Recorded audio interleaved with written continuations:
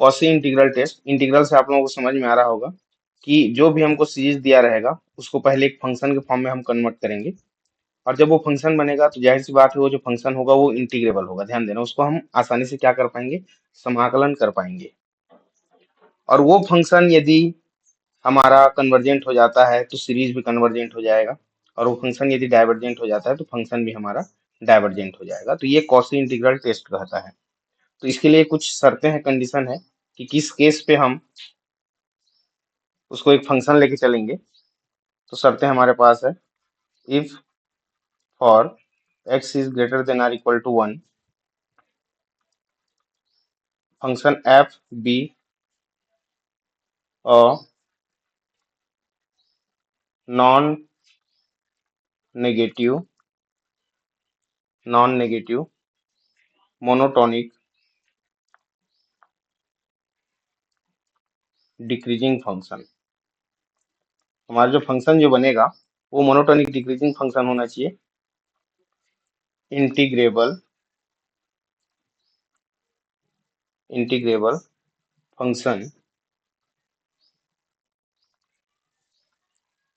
such that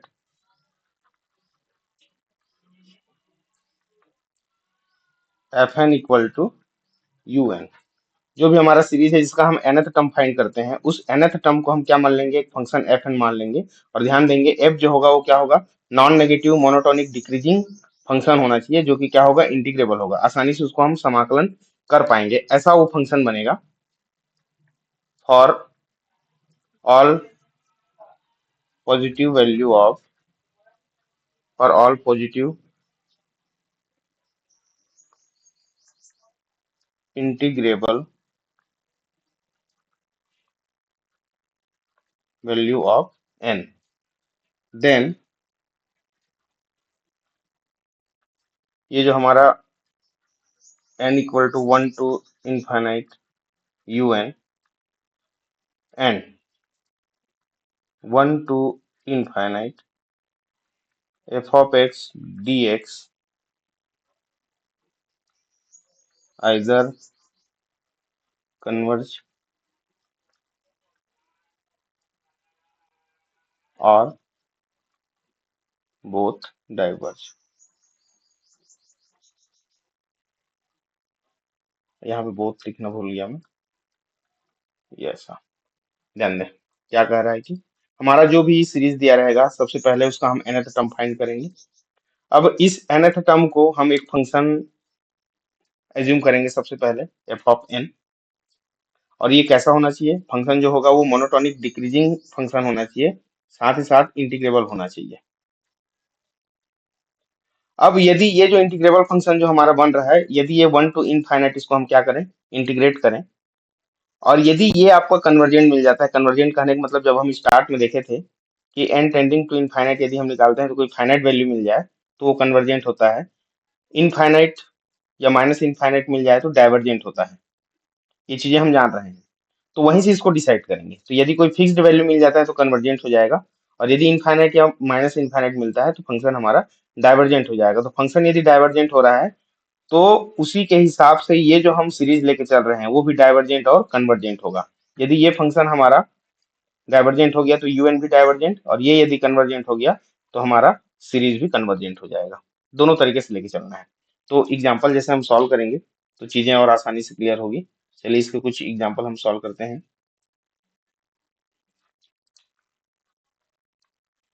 question number 1 ये कहता है, यूज कॉशीज इंटीग्रेबल टेस्ट, या इंटीग्रल टेस्ट दोनों चलेगा, integral test to show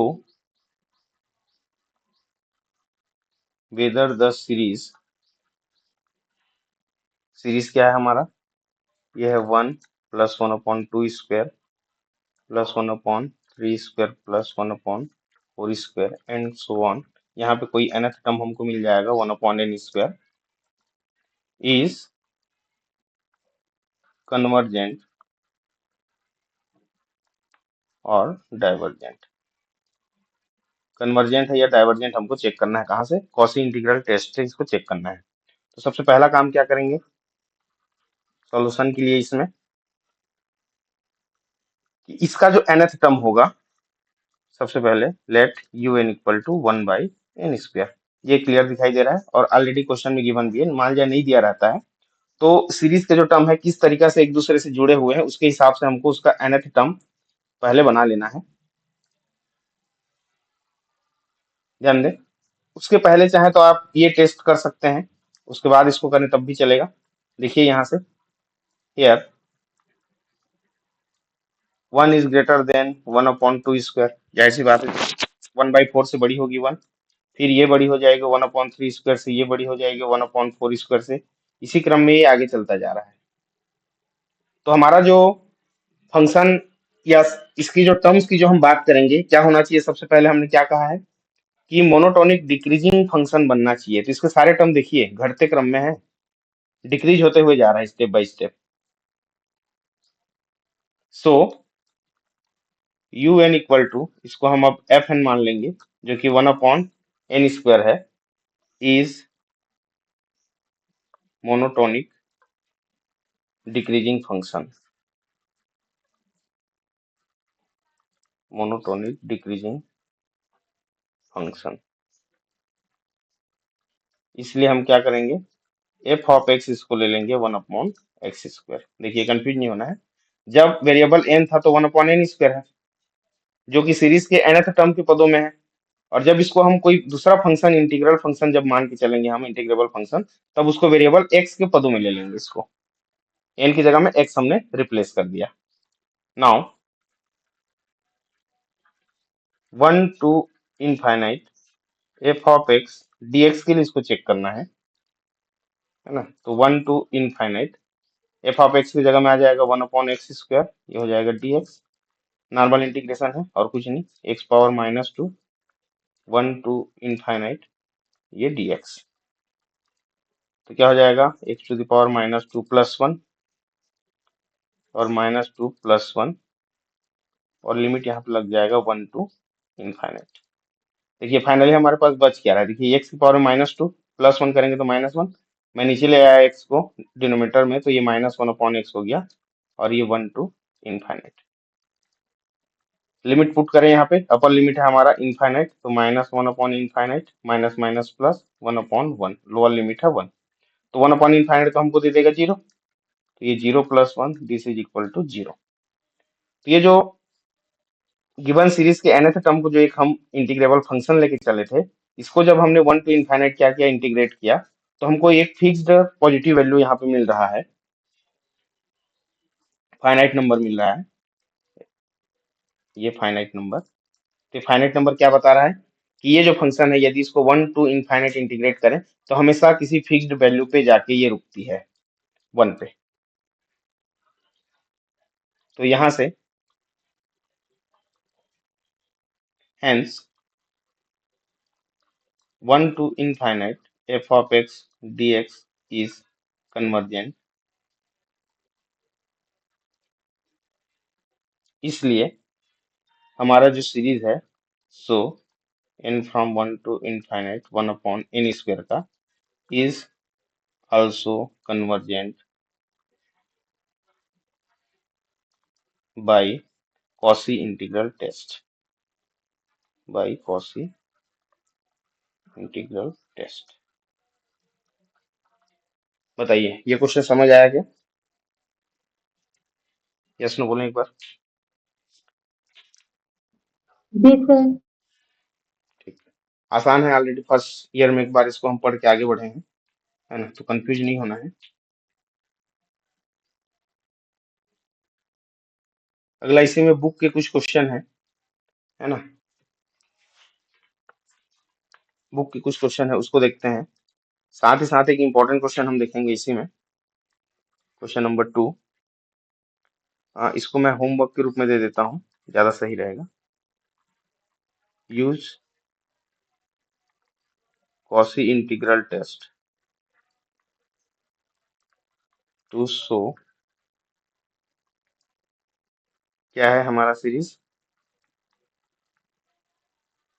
3 plus 1/3 into 4 plus 1/4 into 5 plus ये जो बीच में डॉट किया हूं ना, ये इंटू है ना, 2 इंटू 3, 3 इंटू 4, 4 इंटू 5 है ऐसा।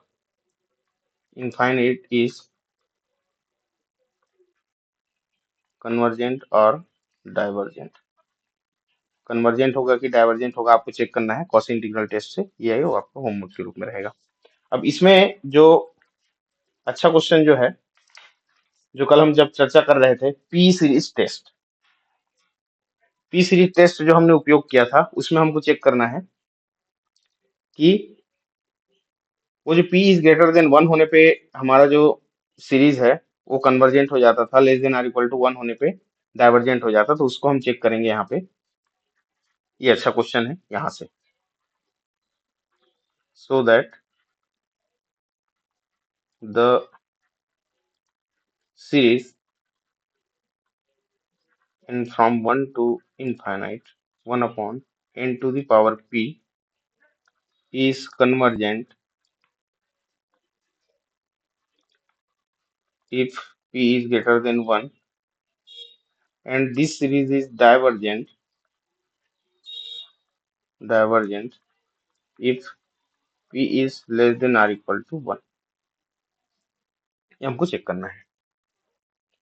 अब यहाँ पे देखिए, इसको चेक करने के लिए हमारा जो सीरीज का जो वैल्यू मिलेगा, हर एक टर्म जो मिलेगा वो मोनोटोनिक डिक्रीजिंग टर्म में हमको मिलना चाहिए, पहला काम है ना, तभी हम कॉस इंटीग्रल टेस्ट लगा सकते हैं। देखिए, तो 1 इज ग्रेटर देन, इनकी वैल्यू हम बढ़ा रहे हैं, ध्यान देना, 1 2 3 करते जा रहे हैं ना इनकी वैल्यू को, तो ये 1/2 टू द पावर p, फिर 1/3 टू द पावर p, फिर 1/4 टू द पावर p। अब देखिए, ये जो सीरीज हमको जो मिल रहा है, इसके जो टर्म्स मिल रहे हैं, क्या ये डिक्रीजिंग ऑर्डर में है? सबसे पहला काम, यदि थोड़ी देर के लिए हम p की वैल्यू 1 ले लेते हैं, सपोज, ध्यान दें, p की वैल्यू 1 ले लेते हैं,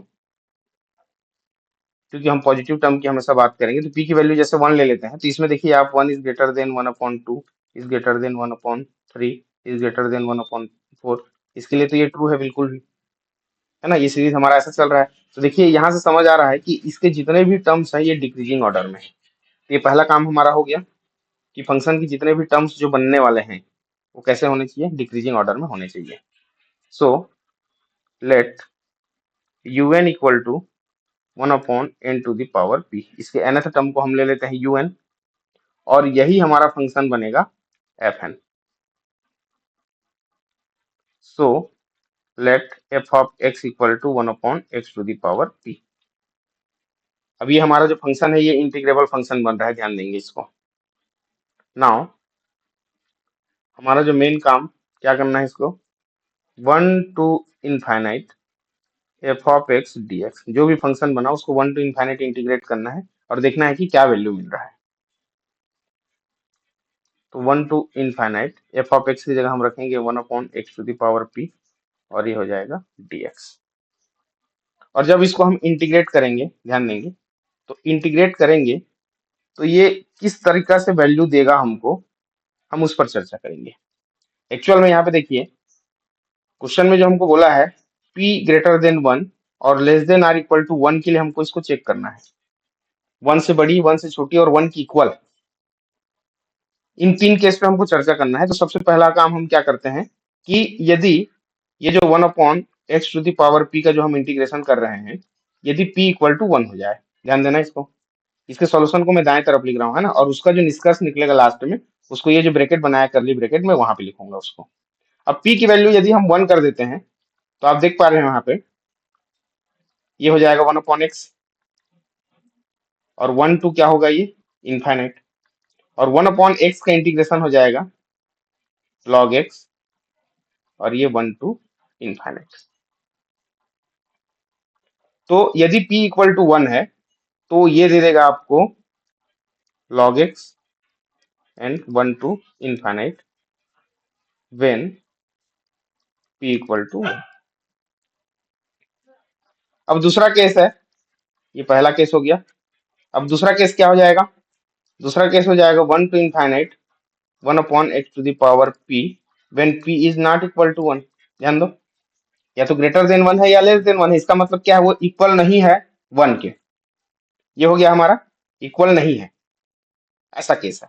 तो इक्वल नहीं है मतलब p की वैल्यू 2, 3, 4, 5 या -2, -3, -4, -5 ऐसा कुछ भी हो सकता है। नेगेटिव भी हो सकता है, पॉजिटिव भी हो सकता है ना। p की वैल्यू 0 भी हो सकती है, ध्यान देंगे इस बात को। नॉट इक्वल टू 1 का मतलब है कि एक नहीं होगा, एक के अलावा और कुछ भी हो सकता है वो। तो उस स्थिति में हम इंटीग्रेशन का फॉर्मूला जानते हैं हम, कि x टू द पावर यदि n है तो क्या होता है, ये x की पावर n+1 अपॉन n+1 हो जाता है ऐसा। तो सेम इसी को लेके चलना है, और ये हमको क्या देगा, 1 to infinite x to the power -p dx हो जाएगा, और ये हो जाएगा आपका x की power -p+1 upon -p+1 and limit goes to 1 to infinite.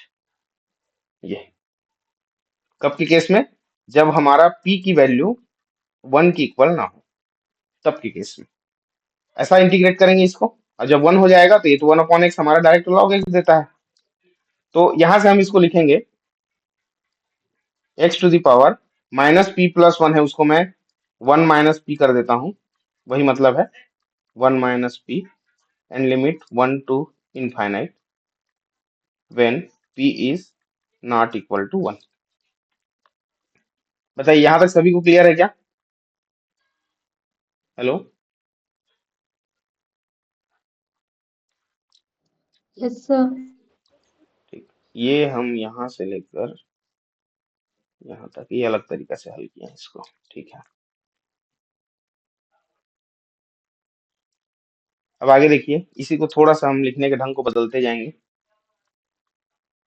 अब ये पहला वैल्यू ध्यान दें, जब हम x इनफाइनाइट रखेंगे तो चाहे तो डायरेक्ट इनफाइनाइट रख सकते हैं, कोई दिक्कत नहीं है, लेकिन इसको लिखने का तरीका ऐसा होता है, limit x tending to infinite, और इसको आप log x कर दो, और माइनस x की वैल्यू जब 1 रखेंगे तो ये हो जाएगा log 1। कब की बात है, जब p इक्वल टू 1 है। ये पहला पॉइंट हो गया, ध्यान दें। लॉग इनफाइनाइट डायरेक्ट नहीं रख रहे हैं हम, उसको x को इनफाइनाइट की ओर टेंड करा दे रहे हैं, लॉग इनफाइनाइट ऐसा आ रहा है। फाइनली ये इनफाइनाइट ही देगा, है ना, हमको कंफ्यूज होने वाली बात नहीं है।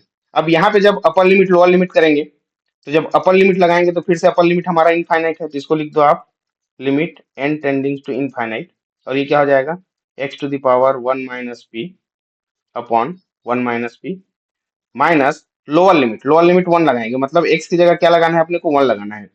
तो 1 के पावर में 1 - p, 1 के पावर में कुछ भी करो 1 ही मिलना है, अपॉन 1 - p। ये कब हो रहा है, जब p नॉट इक्वल टू 1 है। ध्यान देना, जो लिमिट हम लगा रहे हैं ना, जहां पे x है वही के लिए है, ये वाला x केवल इतने टर्म के लिए। अपर लिमिट जो हमारा इनफाइनाइट है, तो डायरेक्ट हम इनफाइनाइट पुट ना करके एक स्टेप और कर रहे हैं, लिमिट के फॉर्म में इसको कन्वर्ट कर रहे हैं। Limit x tending to infinite x के पावर में 1 - p upon 1 - p, upper limit हो गया। माइनस लोअर लिमिट करते हैं, जब इंटीग्रेट करते हैं तो इसको, तो 1/1 - p हो गया ये। अब इसके बाद पहला जो हमारा काम है, कि जब x की वैल्यू हम इनफाइनाइट करेंगे, ध्यान दें, तो लॉग इनफाइनाइट आपको हमेशा इनफाइनाइट देगा, और माइनस log 1 की वैल्यू होती है 0। तो इनफाइनाइट में आप कुछ भी सब्ट्रैक्ट करो, आपको इनफाइनाइट ही मिलना है। तो पहला जो पॉइंट है ना, पहला जो पॉइंट है वो हमको इनफाइनाइट मिल गया, कब, जब p इक्वल टू 1 हो। अब दूसरा केस चेक करते हैं, दूसरा नंबर वाला केस, कि p की वैल्यू नॉट इक्वल टू 1 है। p की वैल्यू नॉट इक्वल टू 1 है, मतलब क्या क्या हो सकता है, p की वैल्यू नॉट इक्वल टू 1 है, इसका क्या मतलब है, या तो ये ग्रेटर देन 1 होगा, या फिर लेस देन 1 होगा। ये दो केस मिलेगा इसमें, नॉट इक्वल टू 1 में, या तो एक से बड़ी होगी या एक से छोटी होगी। ये वाली केस हम इसमें लेके चलेंगे। तो पहले हम लेस देन 1 वाला केस यहाँ पे लेके चल रहे हैं, पहला केस लेस देन 1, कि p की वैल्यू लेस देन 1 जब हो जाएगा, तब हमको क्या मिलना है, ध्यान दें। तो ये जो हम लिमिट लेके चले हैं सेकेंड वाला, x की पावर में 1 - p अपॉन 1 - p, तो एक से छोटा आप कोई सा भी वैल्यू ले लो, एक से छोटा जैसे कि 0 है ना, p की वैल्यू आप सपोज 0 ले लो, इसके लिए है ना, लेट p की वैल्यू 0 ले लो। एक से जस्ट नीचे वाला वैल्यू हमने ले लिया 0, उसके बाद नेगेटिव वैल्यू लेकर भी देख सकते हो, कोई दिक्कत नहीं है। p की वैल्यू हमने 0 ले लिया, तो ये हमारा इंटीग्रेबल क्या हो जाएगा, देखो, limit x tending to infinite x की पावर में 1 - 0 अपॉन 1 - 0 माइनस 1/1 - p, है ना। यहाँ पे देखेंगे ये इस तरफ हल हो रहा है ये। अब ये x की पावर में 1/1 मतलब x, तो x टेंडिंग टू इनफाइनाइट करेंगे तो ये देगा इनफाइनाइट -1/1 माइनस p। ध्यान दें। अब दिमाग में आ सकता है कि सर यहाँ पे p की वैल्यू हमने 1 क्यों नहीं रखा, क्योंकि हम केवल इसी की बात कर रहे हैं। ये तो हल हो गया डायरेक्ट 1/1 माइनस p, ये केवल यहाँ के लिए सॉल्व हो रहा है। ये तो फिक्स्ड वैल्यू मिलेगा, p की वैल्यू आप कुछ भी रखो, माइनस के बाद जो वैल्यू दिख रहा है वो हमेशा आपको एक फिक्स्ड वैल्यू ही देगा। तो हम किसकी बात करेंगे, केवल जहाँ पे x है वहां की बात करेंगे। तो इनफाइनाइट में कोई फिक्स्ड वैल्यू आप सब्ट्रैक्ट करोगे तो फिर से आपको इनफाइनाइट दे देगा। तो p लेस देन 1 के केस में भी आपको क्या मिल रहा है, इनफाइनाइट ही मिल रहा है। देख लो, लेस देन 1 के लिए आप चाहें तो p की वैल्यू कोई नेगेटिव वैल्यू रख के देखो, एक से छोटी वैल्यू -1 रख लो। -1 जब आप रखेंगे तो यहाँ पर आप सॉल्व करो, क्या मिलेगा, एक स्टेप नीचे आ जाते हैं। देखिए राइट तरफ जो समझा रहा हूँ उसको आपको लिखने की जरूरत नहीं है, आपको समझना है बस, है ना। p की वैल्यू हमने ले लिया -1, तो ये क्या हो जाएगा, limit x tending to infinite x to the power 1 minus minus minus होकर ये +1 हो जाएगा, और अपॉन में ये भी 1+1 हो जाएगा, -1/1 माइनस p, ऐसा। अब x की power 2/2, limit x tending to infinite x square upon 2 -1/1 minus p। अब देखिए x की वैल्यू डायरेक्ट यहाँ पे इनफाइनाइट रखेंगे तो इनफाइनाइट -1/1 माइनस p, और अगेन ये आपको क्या देगा, इनफाइनाइट देगा। मतलब यदि p की वैल्यू हम लेस देन 1 लेते हैं तो हर एक बार जब जब हम x से छोटा लेके चलेंगे तो ये जो लिमिट 1 टेंडिंग टू इनफाइनाइट जो हमने फंक्शन निकाला हुआ है 1 to infinite f of x dx है, इसकी वैल्यू जो है फिर से हमको क्या मिलने वाला है, इनफाइनाइट मिलने वाला है जब p की वैल्यू लेस देन 1 हो। तो ये क्लियर हो गया कि p इक्वल टू जब 1 करेंगे तब भी इनफाइनाइट देगा, और 1 से छोटी लेके चलेंगे p को तब भी हमको इनफाइनाइट मिलेगा। अब हम बात करेंगे p इज ग्रेटर देन 1 के लिए, p इज ग्रेटर देन 1 के लिए। तो p इज ग्रेटर देन 1 के लिए देखिए 1 से बड़ी लेके चलना है ना। तो हमारे पास जो फंक्शन है, यहाँ देखिए, यहाँ नीचे में लिख देता हूँ, when p is greater than 1, है ना, लेट p इक्वल टू 2 ले लेते हैं। ध्यान देना, p की वैल्यू हम क्या ले लेते हैं, 2 ले लेते हैं। p की वैल्यू यदि हम 2 लेंगे तो हमारा जो लिमिट होगा वो क्या होगा, limit x tending to infinite x की पावर 1 माइनस p करना है, मतलब 2 करना है, और ये 1 माइनस 2 हो जाएगा, -1/1 माइनस p। देखिए अब ये क्या हो जाएगा, माइनस में 1/x -1/1 माइनस p। देखिए यहाँ पे लिमिट लगाओगे आप तो क्या हो जाएगा, -1 इनफाइनाइट -1/1 माइनस p, 1 इनफाइनाइट की वैल्यू हो जाएगी 0, और -1/1 माइनस p। तो फाइनली हमको फिर से -1/1 माइनस p मिला, ये देखिए यहाँ पे। और ये क्या है, एक फिक्स्ड वैल्यू है, फिक्स्ड वैल्यू मिल रहा है ये, तो ये क्या दे देगा हमको, -1/1 माइनस p, है ना। आप चाहें तो इसको समझने के लिए p की वैल्यू कुछ और आप 3 रख के देख सकते हो। हर बार आपको इसका जो लेफ्ट वाला जो टर्म है वो आपको 0 दे देगा, और केवल क्या मिलेगा, -1/1 माइनस p मिलेगा। हर बार जब जब आप p की वैल्यू 1 से बड़ी लेके चलेंगे तो आपको एक ही टर्म मिलेगा, और वो है -1/1 माइनस p। तो क्या है, ये एक फिक्स्ड वैल्यू है, ये एक फाइनाइट वैल्यू है। तो जब फाइनाइट वैल्यू मिलता है, अच्छा अब इसका जो निष्कर्ष क्या है इसको समझिए। तो जब भी किसी सीरीज में उसके nth टर्म के लिए हम जब हम लिमिट फाइंड करते हैं और यदि वो इनफाइनाइट मिल जाता है, तब हमारा जो सीरीज होता है वो हो जाता है divergent.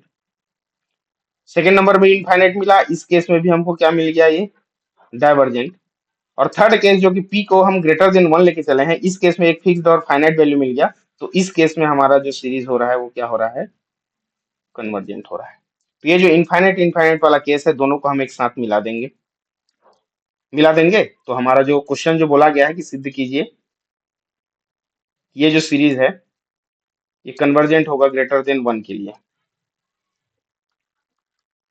So 1 to infinite f of x dx is convergent if p is greater than 1 and divergent if p is less than or equal to 1, दोनों ही केस में। हेंस ध्यान देंगे, अब ये जो जो इसके अंदर जो क्वालिटी रहेगा वही हमारे सीरीज के लिए रहेगा। Hence n from 1 to infinite 1 upon n to the power p is convergent if p is greater than 1 and divergent हो जाएगा if p is less than or equal to 1 के केस में। तो इसी p सीरीज टेस्ट, इसी को क्या कहते हैं हम, p सीरीज टेस्ट कहते हैं, जो आपके कंपैरिजन टेस्ट में यूज होता है। ये समझ आया क्या, बताइए एक बार और, क्लियर हुआ सभी को?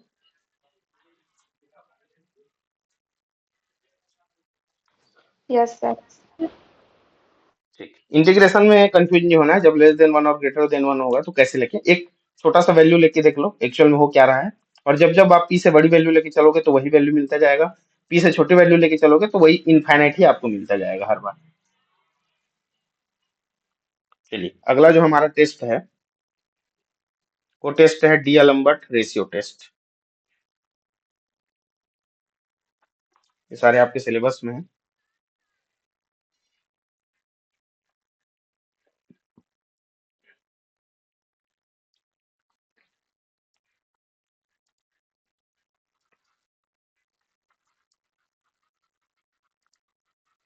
डी-एलम्बर्ट का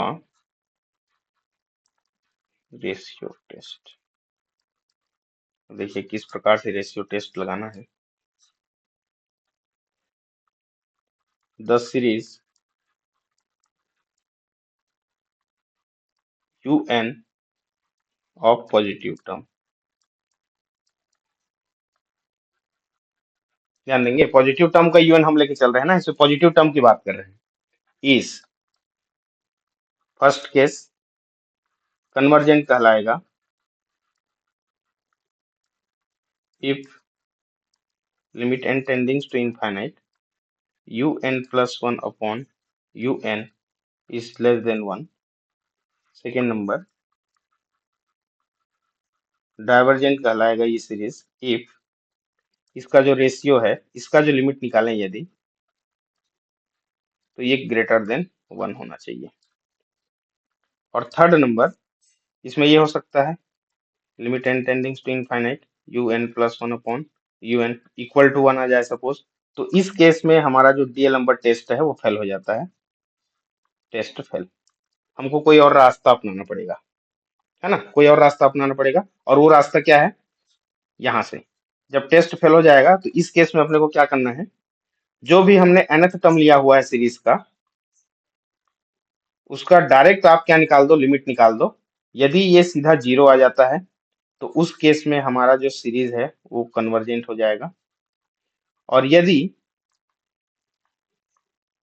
un का लिमिट 0 नहीं आता है, दो केस हो सकता है, या तो इक्वल टू 0 आए या नॉट इक्वल टू 0 आए, तो उस स्थिति में ये आपका डाइवर्जेंट हो जाएगा। ध्यान देना, जब टेस्ट फेल होता है जिसको पी सीरीज टेस्ट या कंपैरिजन टेस्ट से भी इसको आगे हल किया जाता है, ध्यान दें,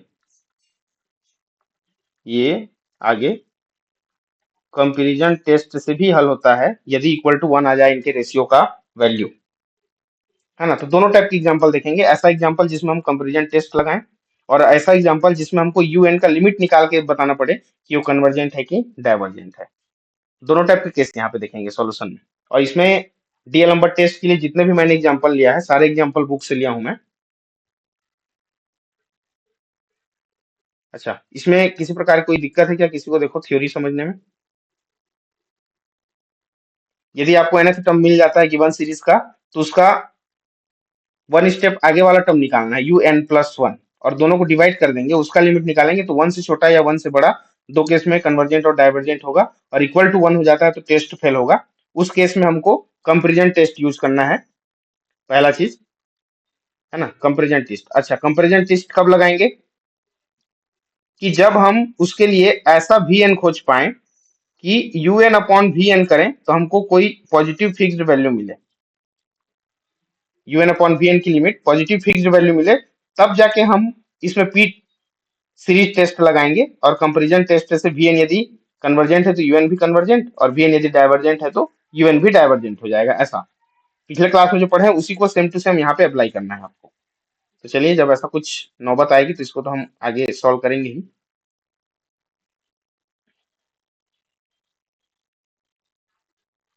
तो क्वेश्चन है, question number 1, test for convergence और divergence the series, and series is x upon 1 into 2 plus x square upon 2 into 3 plus x cube upon 3 into 4 and so on, where x is greater than 0। x is greater than 0 देने का मतलब यह है कि हम जो भी nth term लेके चलेंगे वो हमेशा आपको पॉजिटिव टर्म मिलना चाहिए, क्योंकि जब हम थ्योरी स्टार्ट किए तो लिखे थे the series u n of positive term, तो इसमें हम सारे पॉजिटिव टर्म की ही बात करेंगे, इसलिए इसमें बता दिया। क्योंकि x वेरिएबल है, हम कह नहीं सकते कि ये नेगेटिव है कि पॉजिटिव है, इसलिए डायरेक्ट ये पहले आपको ये बता दे रहा है कि जहां जहां x यहाँ पे यूज होने वाला है वो क्या है, ग्रेटर देन 0 है। तो चलिए सॉल्यूशन स्टार्ट करते हैं इसका। तो सॉल्यूशन में सबसे पहले let the nth term of this series will be, क्या होने वाला है देखिए, ये तो आ गया x, x की पावर 1 2 3 बढ़ रहा है तो इसको हम n तक बढ़ा देते हैं, अपॉन n की वैल्यू जब 1 होगा तो ये एक अधिक है, तो n इंटू n प्लस 1, ये हमको मिल गया nth टर्म। देन उसका 1 प्लस टर्म क्या होगा, एक अधिक वाला जो टर्म होगा, जहां जहां n है वहां वहां n प्लस 1 रख दो, और ये ऑलरेडी n प्लस 1 है, फिर n प्लस 1 करेंगे तो ये हो जाएगा n plus 2।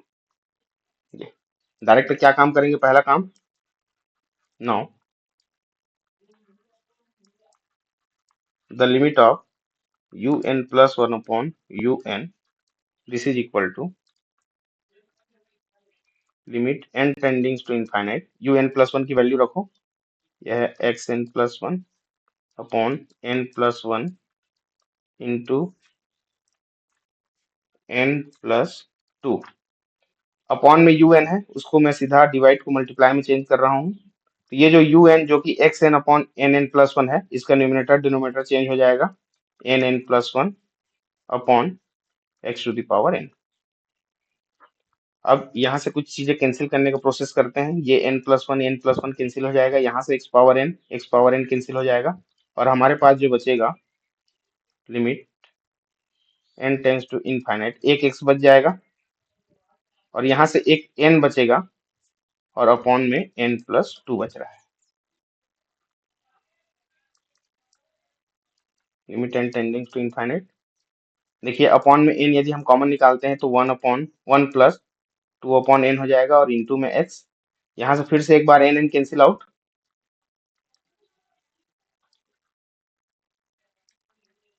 n tending to infinite, तो ये x अपॉन में 1 प्लस 2 अपॉन n हो जाएगा। जैसे ही हम लिमिट पुट करेंगे तो 2 अपॉन इनफाइनाइट क्या देगा हमको, 0, और 1 प्लस 0 1, तो x अपॉन 1 डायरेक्ट हमको क्या मिल रहा है, x मिल रहा है यहाँ से, limit n tends to infinite un plus 1 upon un। तो ये जो हमने रेशियो टेस्ट निकाला, इसमें रेशियो की वैल्यू हमको मिला x, जो कि वेरिएबल है, जो कि क्या है, वेरिएबल है, और ये वेरिएबल कुछ भी हो सकता है। चूंकि डीएल नंबर टेस्ट में हमने 1 को क्या माना हुआ है, यहाँ पे फिक्स्ड किया हुआ है कि 1 से छोटा यदि देता है तो कन्वर्जेंट होगा, और 1 से बड़ा यदि देता है रेशियो तो वो डाइवर्जेंट होने वाला है। तो x को 1 के अकॉर्डिंग ही क्या करेंगे, ट्रीट करेंगे। ध्यान देंगे कि हमारे मन में ये प्रश्न आ सकता है, सर कि x की वैल्यू को 1 से बड़ी 1 से छोटी ही क्यों कर रहे हैं, उसके अलावा क्यों नहीं कर रहे हैं, क्योंकि हमारा जो डीएल नंबर रेशियो टेस्ट है वो un plus 1 upon un less than 1 है तो कन्वर्जेंट है, और un plus 1 upon un ratio ये ग्रेटर देन 1 है, लिमिट लगा के, है ना, तो ये डाइवर्जेंट है, ये केवल 1 के केस में है।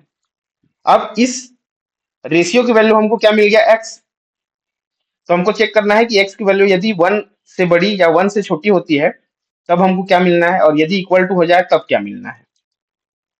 इसलिए हम 1 के अकॉर्डिंग x के वैल्यू को हम कंसीडर करेंगे। तो यहां से आगे बढ़ते हैं।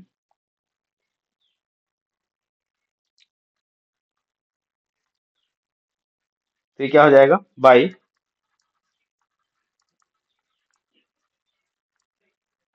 डीएलम्बर्ट टेस्ट UN इज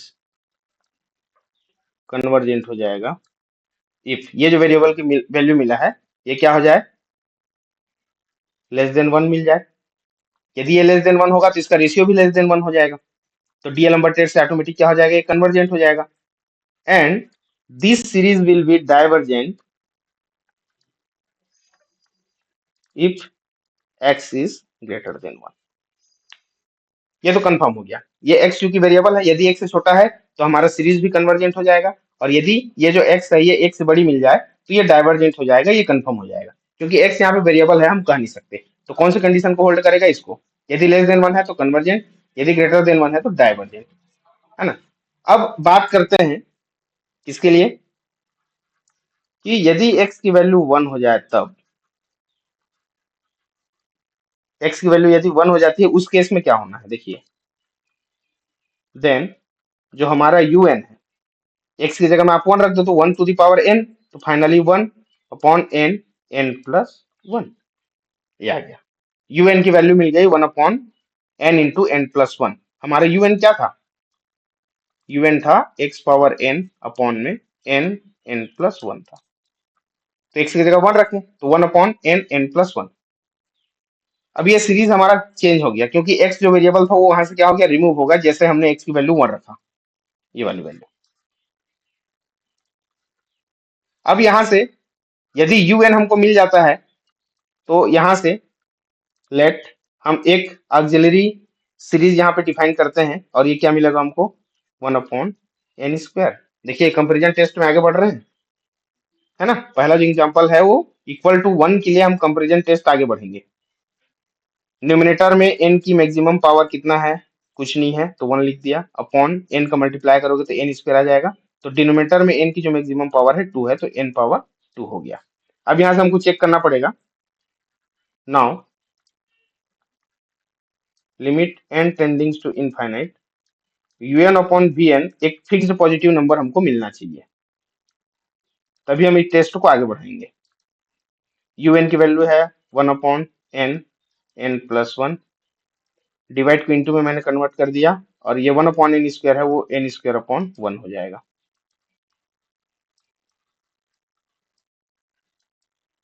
ध्यान दें यहाँ से n कॉमन निकालोगे तो ये हो जाएगा n स्क्वायर, और ये हो जाएगा आपका 1 plus 1 upon n।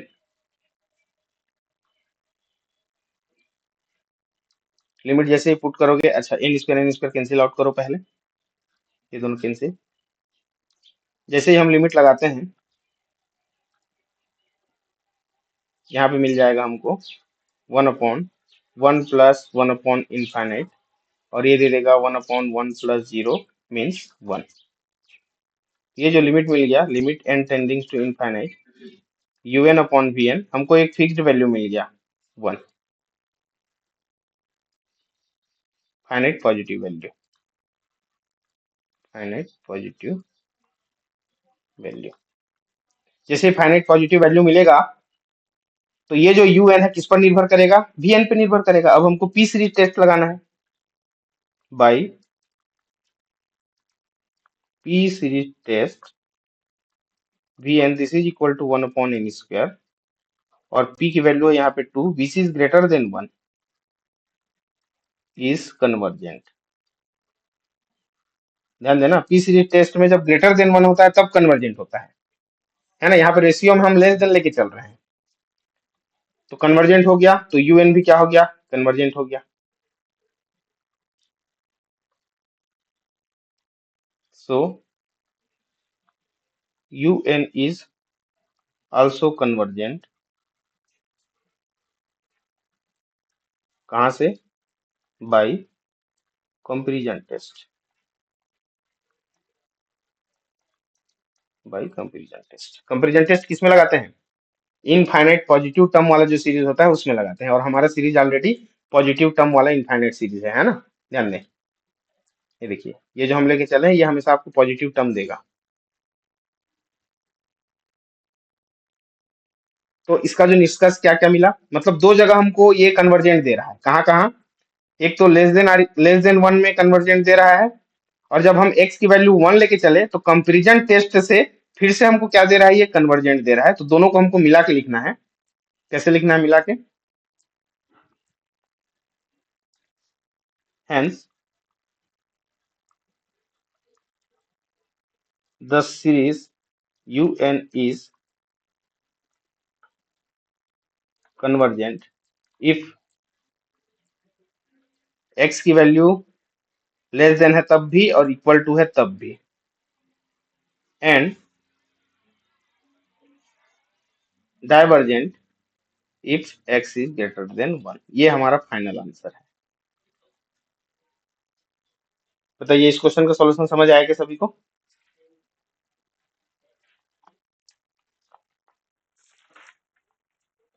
Hello? Yes, sir.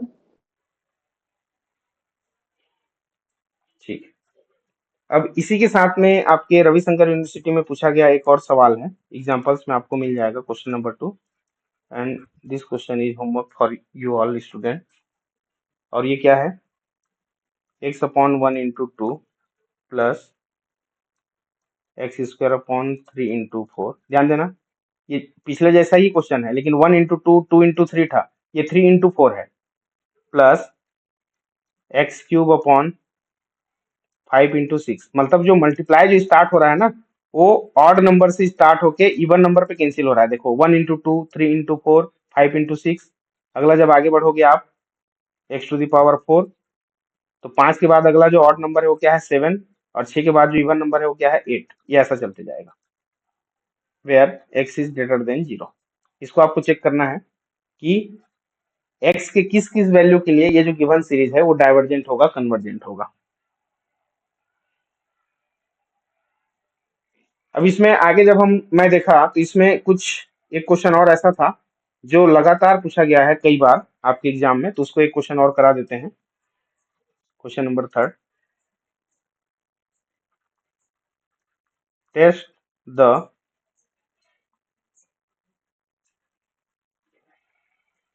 Convergence of नहीं करो, कन्वर्जेंस और divergence of the series. Series क्या है? यह है x plus 3/5 x square plus 8/10 x cube plus 15/17 x to the power 4, and so on, आगे बढ़ते जाएगा। और इसका nth टर्म दे दिया है, आपके लिए बहुत अच्छी बात है, n square minus 1/n square plus 1 और x to the power n, and so on, where x is greater than 0। ये इसमें nth टर्म गिवन है ऑलरेडी सीरीज में, तो बहुत ही अच्छे से हम un को यहाँ पे कंसिडर कर सकते हैं। तो बिना समय गंवाए हम स्टार्ट करते हैं। Here un equal to n square minus 1/n square plus 1 into x to the power n। Then n plus 1 क्या हो जाएगा? ये हो जाएगा n plus 1 square minus 1 upon n plus 1 square plus 1 into x to the power n plus 1 हो जाएगा ये।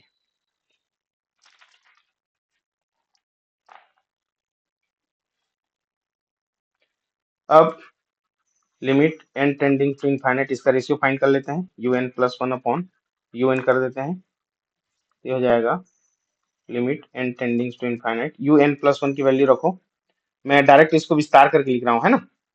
ये हो जाएगा a प्लस बी का होल स्क्वायर, फार्मूला लगाओ, n square 2n plus 1 minus 1 upon नीचे में फिर से n square plus 2n plus 1 और ये फिर से plus 1 into x to the power n plus 1। अब डिवाइड में un की वैल्यू रखेंगे तो उसको मैं सीधा मल्टीप्लाई में कन्वर्ट करता हूँ, तो un की वैल्यू है n square minus 1 upon n square plus 1, तो ये अंश का हर बदल जाएगा, और इनटू में 1/x⁴n आ जाएगा। ऐसा जो न्यूमिनेटर में था वो डिनोमिनेटर में आ जाएगा। अच्छा, चलिए आगे सॉल्व करें इसको। n टेंडिंग टू इनफाइनाइट, ये हो गया n² plus 2n plus 1 minus 1 cancel upon n² plus 2n, और ये प्लस 1 दोनों ऐड हो जाएगा +2। अब यहाँ से देखिए x⁴n प्लस 1 और यहाँ पे x⁴n कैंसिल, फाइनली हमारे पास एक x बच जाएगा इनटू यहाँ पे बच रहा है n² plus 1 upon n² minus 1। देखिए आप जितना आसानी से आप यहाँ पे लिमिट फाइंड कर सकते हैं उतना आसानी से आपको इसका सॉल्यूशन मिलेगा। तो इसी में मैं आगे बढ़ रहा हूँ। और जब भी इनफाइनाइट वाला केस आता है तो हमेशा इनफाइनाइट को हम कोशिश करते हैं कि वो डिनोमिनेटर में जाए, है ना। तो यहाँ से हम n² कॉमन निकालेंगे तो यहाँ बचेगा 1 प्लस 2/n। यहाँ से n² कॉमन निकालोगे डिनोमिनेटर में तो यहाँ बचेगा 1, यहाँ पे बचेगा 2/n, यहाँ बचेगा 2/n²। उसके बाद यहाँ से n² कॉमन निकालो तो ये बचेगा 1 प्लस 1/n² अपॉन यहाँ n² कॉमन निकालो 1 माइनस 1/n², और इनटू में हमारे पास बच जाएगा x। हमने कोशिश किया कि जो भी वेरिएबल है वो डिनोमिनेटर में आए। ये n² कैंसिल, n² कैंसिल। अब यहाँ आगे देखिए, limit n tendings to infinite un plus 1/un।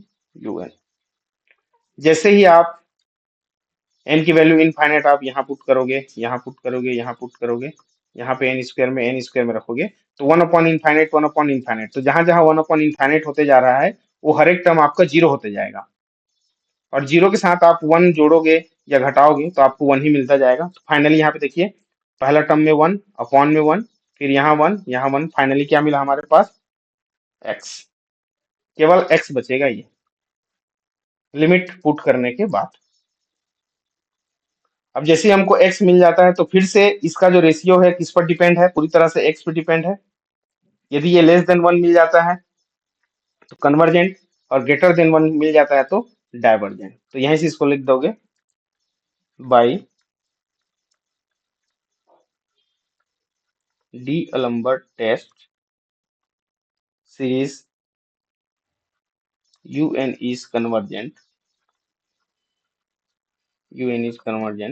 if x की वैल्यू x से छोटी मिलती है एंड